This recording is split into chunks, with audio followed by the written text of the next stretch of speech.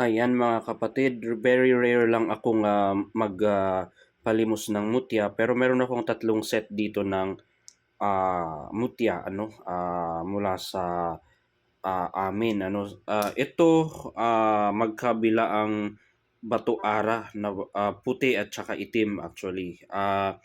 Para ito sa cleansing and grounding at the same time hindi ka pwedeng lapitan ng kahit na anong klase ng tigalpo. Alright? So itong isa, ah mutya ng langka ito, which is for ano naman ito, spiritual awareness, cleansing, ayan, and of course, kontra sa mga klase ng iba't ibang mga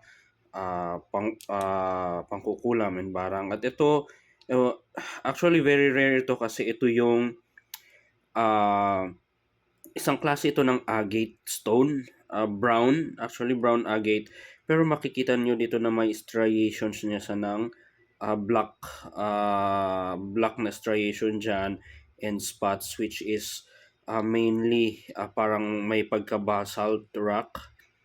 So ito for pangontra naman siya sa mga iba't ibang klase ng palipad, hangin, kulam at saka barang. So at panawag elemento rin siya mga kapatid. So ayan, 3 set ito ay 250 pesos.